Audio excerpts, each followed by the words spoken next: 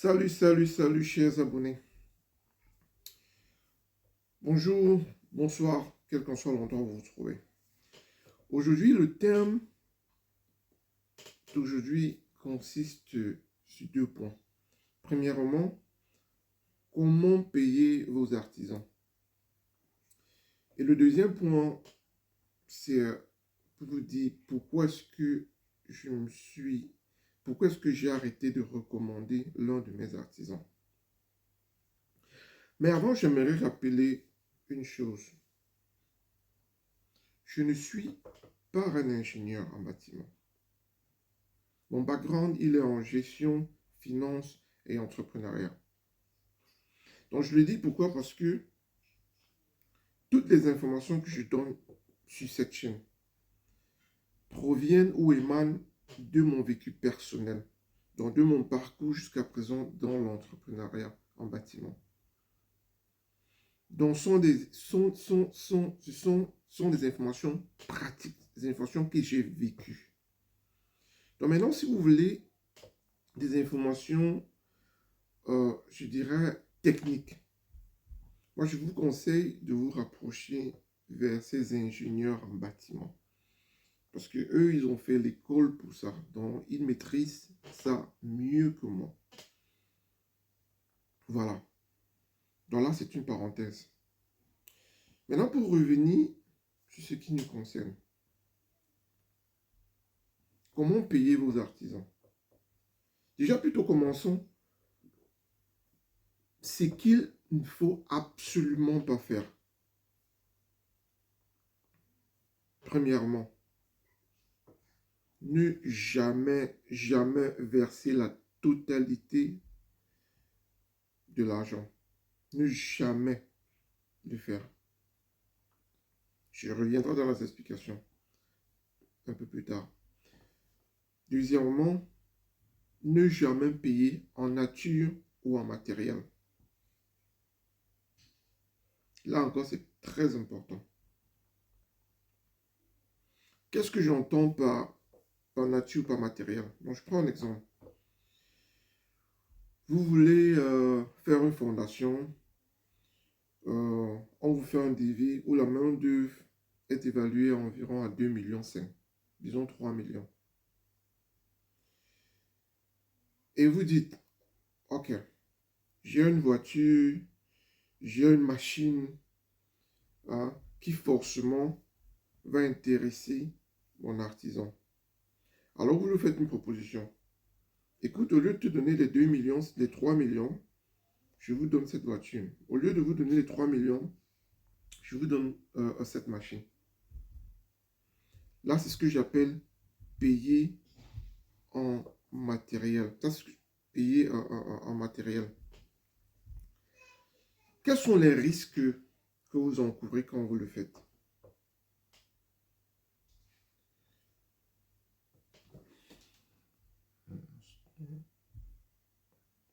Oui, quels sont les risques? Les risques que vous encourez sont simples. Quand vous payez quelqu'un en matériel, il faut bien qu'il trouve l'argent.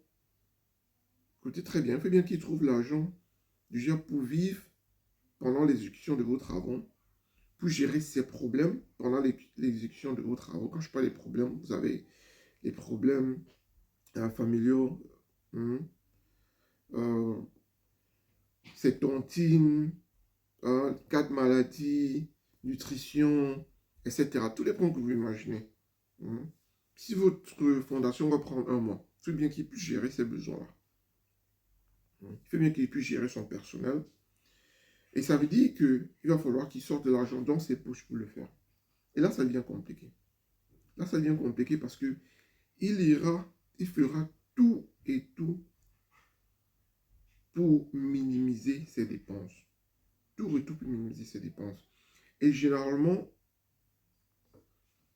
la procédure qu'il prend ne vous est pas favorable. Parce qu'il ira prendre des artisans, en fait, dans son personnel. Si peut-être ces gars avaient l'habitude de toucher peut-être 6 000 par jour ou 7 000 par jour, il ira prendre des gens qui vont toucher 3 000 par jour. Il y aura des réductions sur presque tout. il y aura des jonglages un peu de partout, juste pour qu'ils puissent revenir sur ses coups. Donc, évitez-le. Évitez-le. Parce que sur 10 cas sur 10, les choses se sont très mal tournées. Si vous voulez le faire, vendez votre véhicule, prenez l'argent et puis remettez au constructeur. Je pense que c'est mieux. C'est la meilleure façon. Donc, arrêtez de le faire. Et maintenant, pour revenir dans le premier cas, pourquoi ne pas verser la totalité de l'argent? Écoutez, moi, ce que j'ai vécu, ce que je continue à vivre, me choque au quotidien. Nos artisans au pays vivent le jour le jour. Et si on dirait paycheck after paycheck, c'est pour dire quoi? Si par exemple ils sont salariés, ça veut dire que dès que le salaire tombe, il n'y a plus rien. Parce que ce salaire va gérer tout. Ce qui fait que s'il fait un mois sans travailler, il sera super endetté. Donc c'est comme ça que nos artisans au pays vivent. Donc c'est-à-dire, il n'y a presque pas d'épargne. Ils sont constamment, pour la plupart, je dis bien pour la plupart, quand vous regardez leur balance financière, ils sont constamment dans le négatif. Alors, ce qui se passe, c'est que quand vous leur donnez la totalité de l'argent, vous leur permettez de résoudre tous ces problèmes-là avant de résoudre le vôtre. C'est cette opportunité que vous leur donnez. Et dans la plupart des cas, les choses ont toujours mal tourné. Parce que ça aura un impact dans la qualité du matériel qu'il utilisera pour votre chantier. Ça aura un impact dans la qualité du travail, de la finition. Parce qu'il y aura énormément de jonglerie. Parce que l'argent serait allé ailleurs, pas dans votre chantier. Et c'est le cas pour la plupart, je dirais au moins 90% de nos artisans. Donc, ne versez jamais la totalité de cet argent, de votre argent. Et aussi, j'ai constaté une chose. Il y a énormément de, disons-le tel qu'il est, de faits dans cet environnement qui est le BTP. Parce que j'ai constaté, il y a plein d'ingénieurs, déjà jeunes, très talentueux, mais qui font, comment qualifierais-je cela? Qui font la vente de la personnalité. C'est-à-dire quoi? Ils se mettent une casquette qu'ils ne sont pas. Ils se mettent un masque pour voiler leur vraie personnalité. Surtout au niveau financier. Qu'est-ce que j'ai constaté? J'ai constaté qu'il y a plein d'ingénieurs qui vont louer des bureaux peut-être à 100 000, 200 000 au mois, avoir des bureaux bien faits, climatisés, propres et tout. Et puis, ils vont donner l'impression d'être financièrement stable. C'est-à-dire, ils vont vous donner l'impression que non, écoutez, si vous leur donnez l'argent, votre argent ne souffre rien. Regardez le décor dans lequel ils vivent. Regardez leur bureau, regardez le véhicule dans lequel ils roulent. Et surtout cette affaire, regardez le véhicule. Parce que j'ai constaté, la plupart maintenant essayent de rouler dans de très belles voitures. très belle voiture, beau bureau, toujours propre, bien sapé, etc. Je ne dis pas que c'est mauvais, c'est une très bonne chose. Mais il faut avoir les moyens de sa politique. Malheureusement, la plupart n'ont pas les moyens de leur politique. Donc alors, ils le font aux dépens de leur clientèle. Parce qu'en fait, le but, c'est de montrer à la clientèle que, écoutez, financièrement, je n'ai pas de problème. C'est-à-dire, vous avez un chantier, confiez-moi la totalité de l'argent, etc. Je vous le gère proprement parce que déjà, je ne souffre de rien. Je n'ai pas faim. Je pense que c'est ça le problème. C'est ça même ce qu'ils essaient de montrer. Je n'ai pas faim. C'est pourquoi j'appelle ça le fait.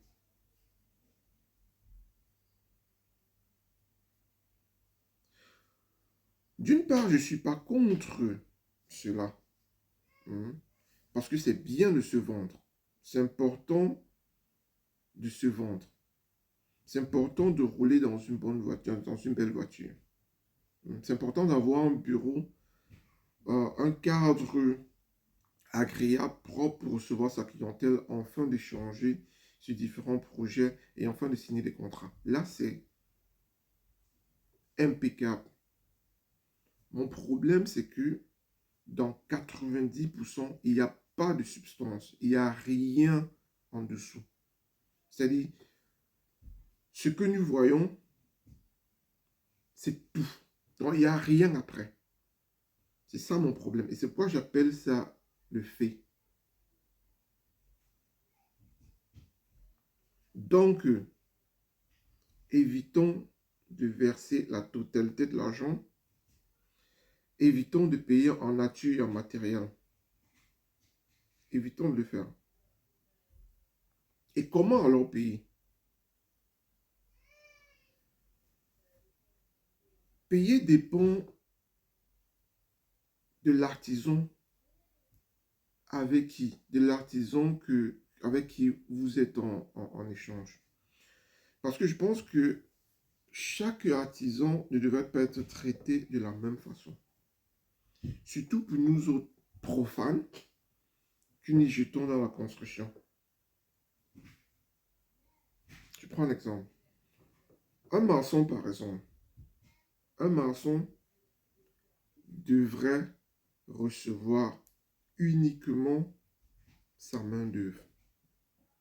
Et sa main-d'œuvre devrait être échelonnée. Et cette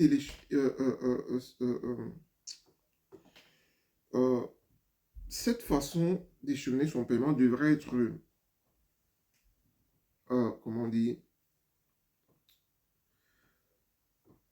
devait être, tu sais là, sont des trucs que avant même le lancement du travaux du maçon, vous devez au préalable vous entendre sur les modalités du paiement et sur l'échelonnement de ces paiements-là. Et généralement, je vous conseille de le faire en tranches de 2 ou 3, selon l'évolution des travaux. Et pour ce qui est du matériel, je pense que je l'ai dit dans d'autres vidéos précédentes, le matériel du maçon, il est connu, il est su de tous. Ce sont des prix. Je pense que c'est peut-être la seule étape où c'est difficile de duper le client. Parce que le prix du ciment, il est connu. Le prix du fer, il est connu. Le prix des agrégats, sable, gravier, sont connus.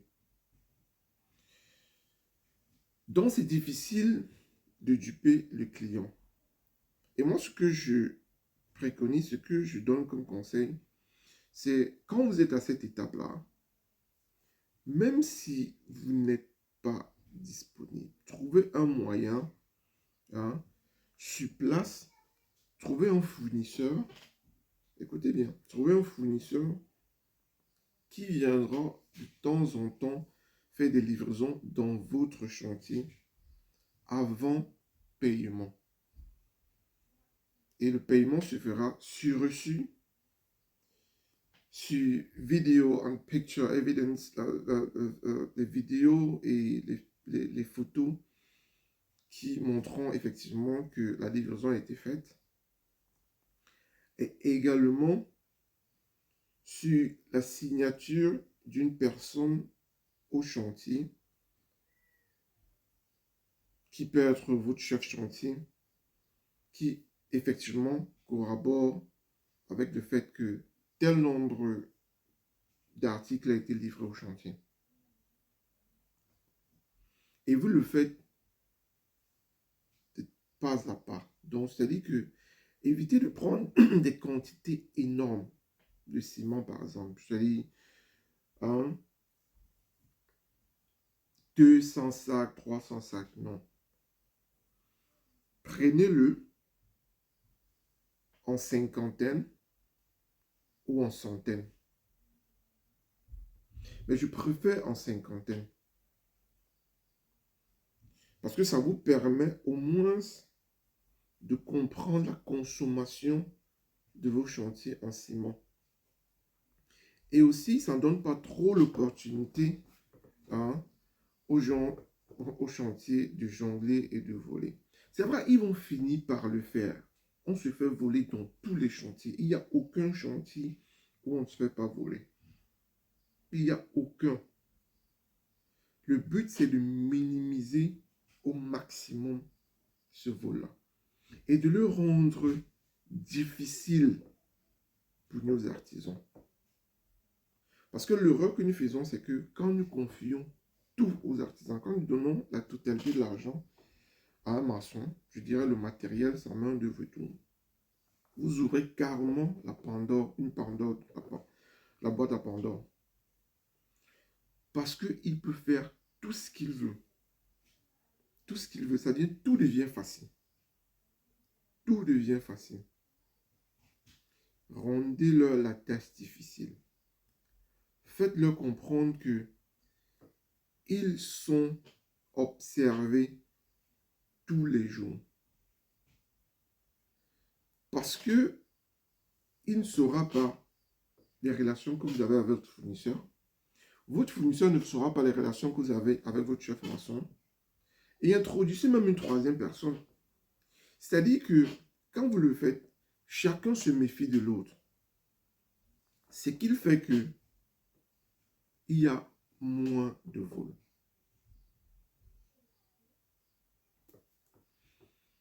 Donc, évitons de payer la totalité de l'argent à nos artisans. Excusez.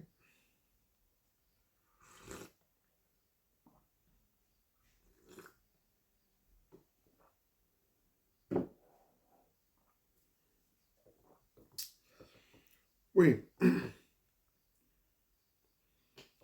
Et aussi une chose. Quand vous signez un contrat avec un artisan, il y a un truc qu'on oublie toujours. Demandez, si par exemple c'est un maçon, demandez lui l'effectif, son effectif. Parce que j'ai vu des chantiers où, et actuellement que je vous parle là, j'ai un chantier en cours où j'ai été contacté pour, comment on dit, pour, bref, j'ai été contacté pour que mes gars puissent prendre au relais les finitions. Actuellement, le chantier au niveau des gros œuvres.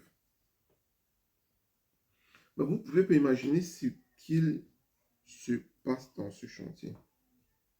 Un chantier où carrément 80%, je dirais 80% du montant demandé a été versé à l'ingénieur, le chantier peine à prendre corps. Et quand j'observe, je me rends compte que dans ce chantier, il y a une personne qui travaille. Un maçon et un manœuvre. Donc voilà l'effectif d'un chantier qui était confié à un ingénieur de bâtiment, qui prend le chantier et met 2 personnes là-dessus. Là, c'est choquant. Donc demandez toujours l'effectif du personnel qui sera en permanence dans vos chantiers avant de conclure ces accords-là. Parce que ne le faites pas, et puis demain, vous avez un chantier qui piétine parce qu'il y a 2-3 personnes là en permanence. Et peut-être quand vous allez vous plaindre, on vous dira que le montant conclu ne permet pas à ce que l'effectif soit supérieur à ce qu'il y a. Donc c'est important, avant de conclure n'importe quoi, demander cela. Quel sera en permanence les gens, les artisans qui travaillent sur place. Parce que vous devez avoir au moins ce minimum. Je suis tout à fait d'accord que le nombre de personnes dans un chantier doit fluctuer selon les tâches. Quand je dis en permanence, si vous avez au moins minimum 3 à 4 personnes, mais ce nombre-là doit normalement fluctuer. Donc vous n'allez pas rester à minimum 4 personnes. Ça va monter entre 5, 6, 7, dépendamment des tâches qui seront en train d'être conduites dans ce chantier. Donc, faites-le. L'autre aspect que je suis en train d'oublier,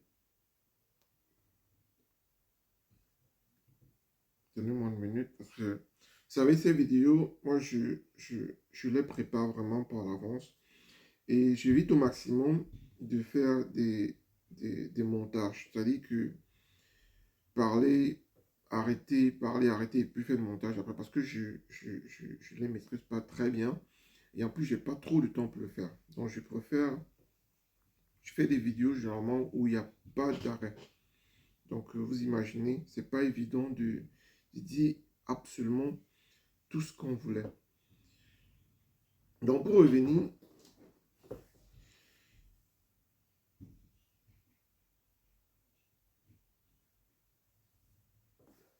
passons, évoluons sur mon artisan. Peut-être je vais revenir sur d'autres détails quand elles me reviendront un peu plus tard. Alors, j'ai dit à l'entamer, au préambule de cette vidéo, que je me suis séparé.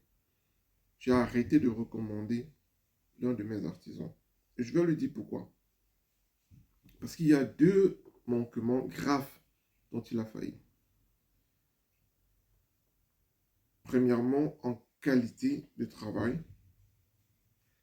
Deuxièmement,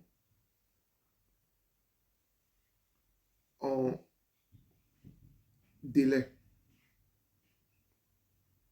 Premièrement, qualité et deuxièmement, délai.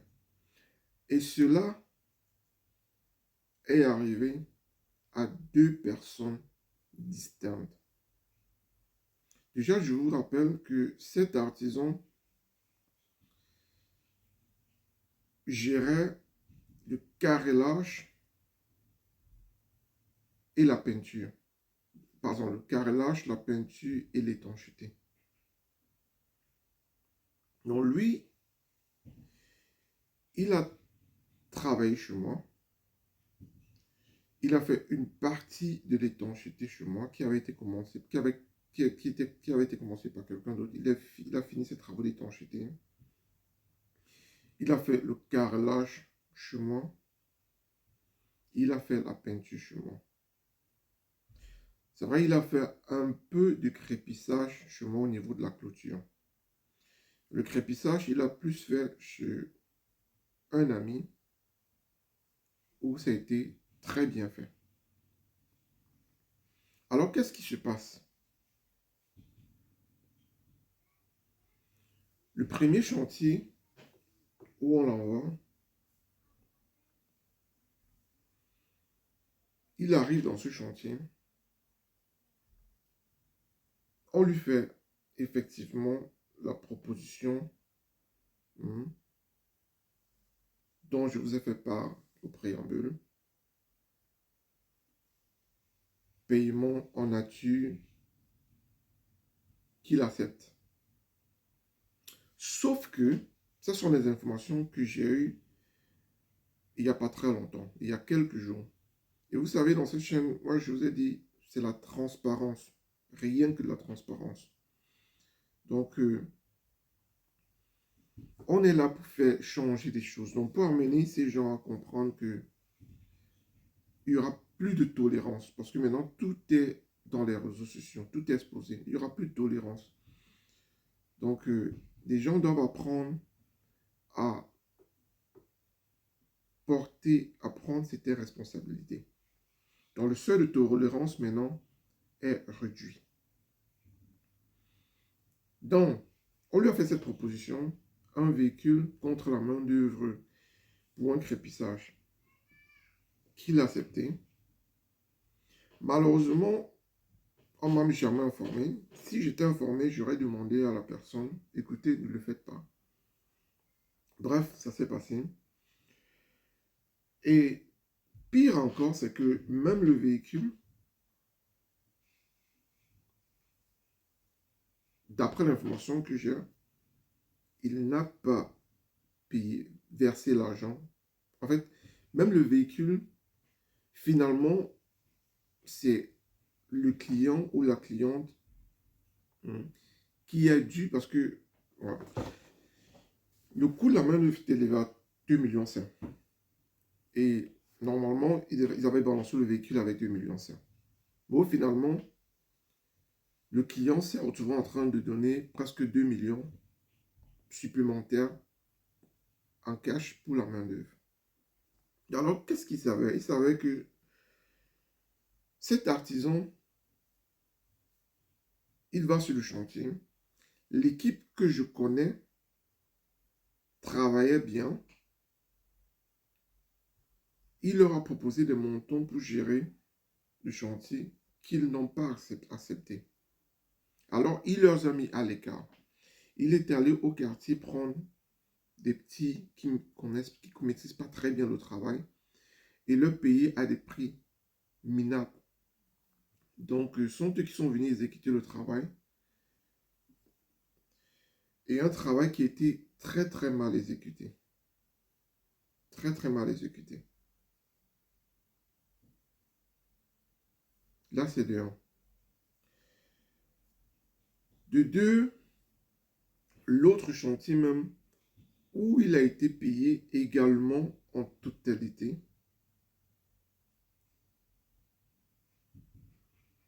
Au lieu de mettre des équipes dans ce chantier, est allé mettre une seule équipe avec un effectif vraiment, vraiment minimal.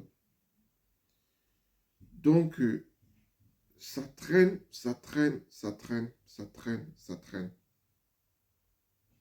Un chantier qui était supposé être livré dans 6 mois se retrouve en train de peiner à se livrer à 1 an. Là, c'est 2 manquements graves. Vous comprenez? Et ce sont des informations qui m'ont été rapportées seulement tout récemment. Et sur cela, j'ai essayé de mener ma propre investigation où effectivement j'ai constaté que ce monsieur, avec faisait preuve d'un manquement grave de gestion. Souvenez-vous, je vous ai dit à la base, je suis un gestionnaire financier. Donc, ce sont des trucs que je vis au quotidien. Et quand je vois cela, ça me choque plus. Surtout pour quelqu'un que je chaperonne et j'essaye de faire évoluer dans son secteur. Donc, j'ai décidé de mettre fin à cela. Et pour certains d'entre vous à qui j'avais déjà envoyé le contact de ce monsieur, bon, je vous ai déjà contacté pour vous demander si vous avez entrepris quoi que ce soit avec lui, mettez un frein là-dessus. Parce que c'est comme ça qu'on doit évoluer. Ces personnes ont été très gentilles de venir me le dire personnellement. Et je pense que c'est peut-être après les vidéos que j'ai fait précédemment où je demande à toute personne à qui je donne le contact d'un artisan de toujours revenir et nous donner son expérience avec cet artisan. Parce que ça ne sert à rien de recommander quelqu'un qui a foutu la merde ailleurs pour qu'il aille foutre la merde chez vous. Parce que s'il a fait à une personne, il le fera à une autre personne. Le seuil de tolérance ici est minimum. On n'a vraiment pas de seuil de tolérance.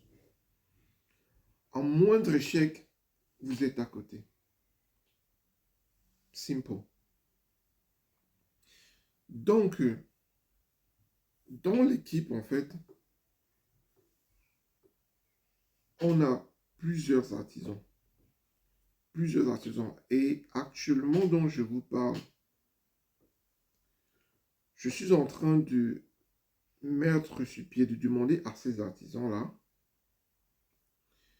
de former leur personnel sur une autre vision, sur ma vision. Et je pense également sur la vision de beaucoup de personnes dans cette chaîne. Parce que si nous sommes ici, c'est parce que nous avions un goût en commun.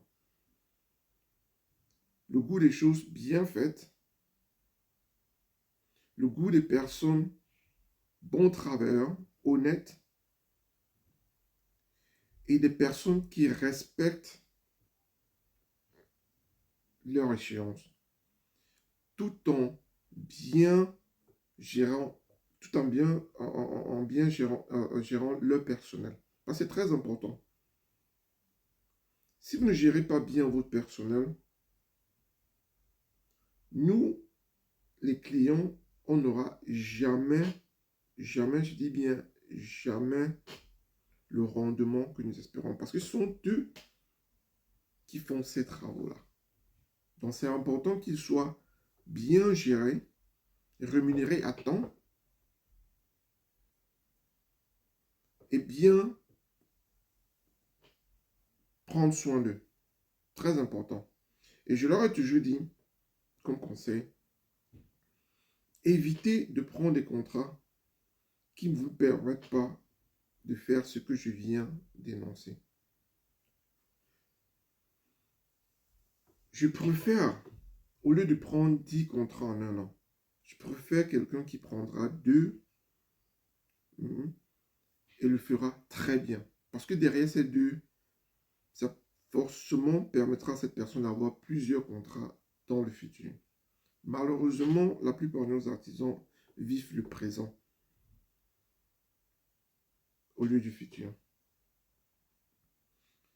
Donc, voilà un peu, hein, voilà un peu ce qui se passe. Donc alors, j'ai une équipe avec plan A, plan B. Déjà que le crépissage qu'il est allé faire là-bas,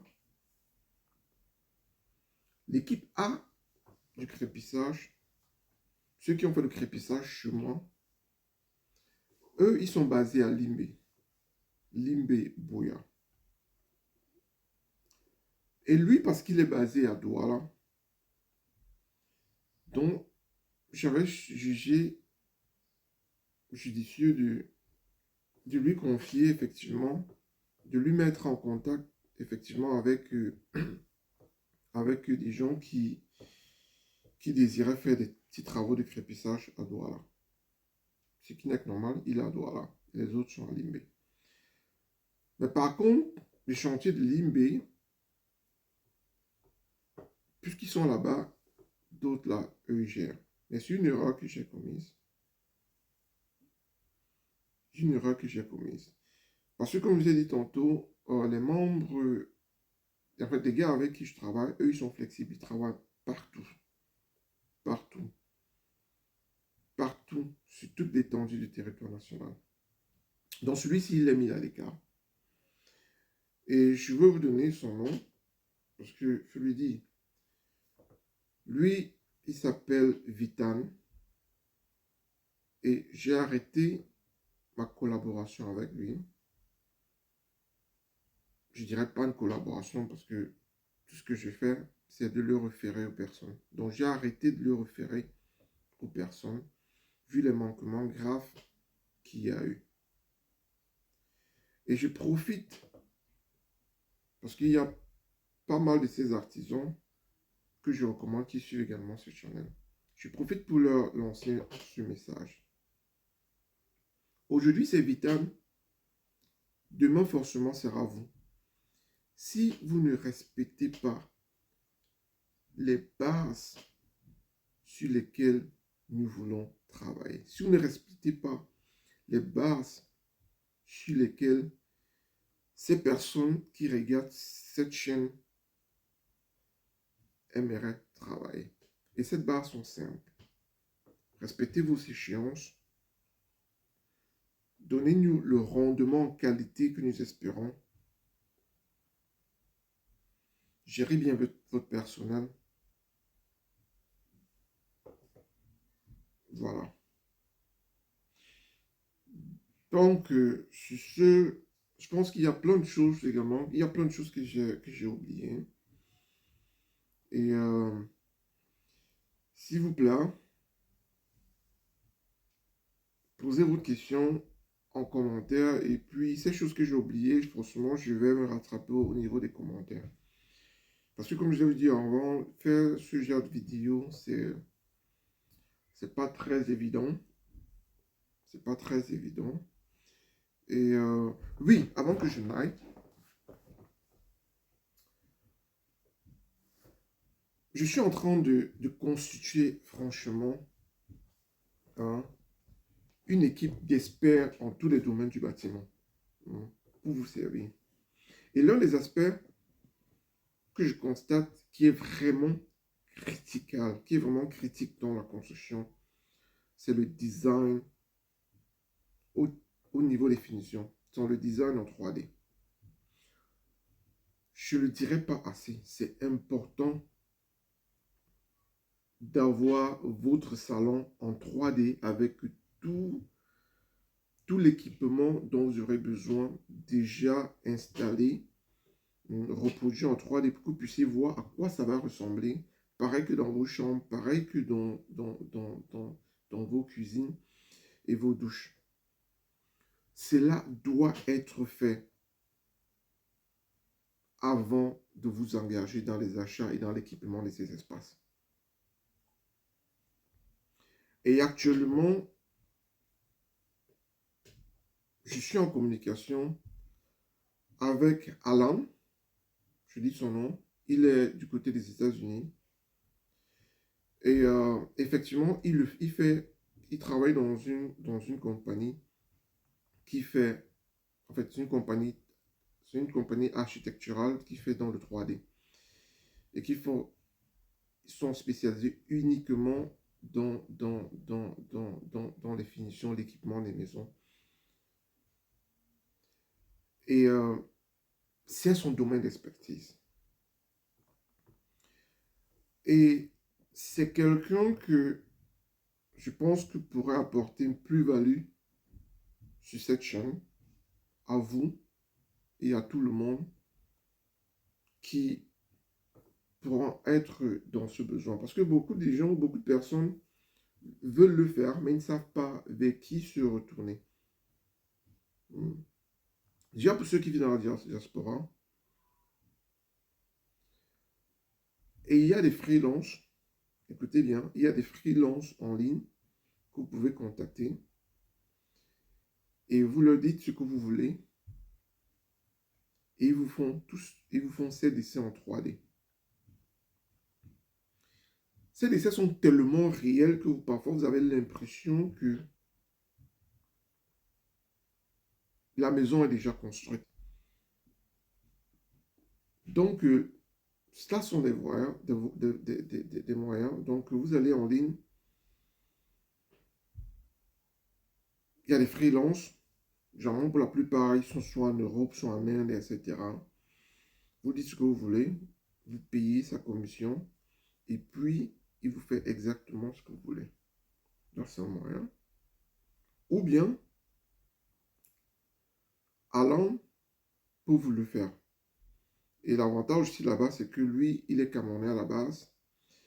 Et je pense que les échanges seront plus fluides, puisqu'il comprend, il connaît les réalités du pays. Ce serait plus facile d'échanger avec. Donc là, c'est une autre option. Donc voilà, voilà. On est en train de progresser vers quelque chose qui bénéficiera à tout le monde, à la communauté et aux artisans. On voudrait juste que chaque partie puisse respecter l'autre. Et chaque partie puisse prendre en compte les besoins, les avantages, bref, de l'autre. Donc, je pense que je vais m'arrêter aujourd'hui. Et je reviendrai forcément dimanche prochain pour pouvoir continuer ça. Parce que je pense qu'il y a plein de choses que j'ai omis et que j'aimerais, dès que ça revient, j'aimerais revenir dessus. Et puis, je vais continuer dessus peut-être le week-end prochain. Donc, en attendant, passez une excellente fin de week-end et excellent début de semaine pour demain. Et on se dit à très bientôt. Ciao.